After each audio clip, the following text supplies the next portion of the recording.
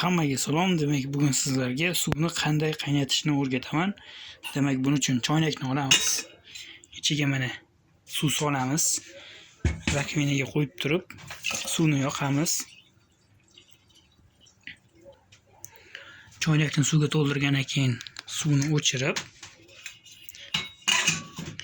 qopqog'ini yopib, gazni oldiga kelib olamiz. Avvalambor gazni burab yoqamiz. Gugurt bo'lsa gugurt bilan mana bunday yoqib olamiz. Keyin choynakni gazga qo'yamiz. Shu bilan 5-10 daqiqa kutamiz. O'g'lar, suv qaynadi. Mana shunaqa xushday chaladi. Agar siz choynagingiz xushday chalmasa, mana shunaqa mana shunday mana shu holatda suv qaynagan bo'ladi. Videomiz yoqgan bo'lsa like bosib, kommentariyada o'z fikringizni yozib qoldiring.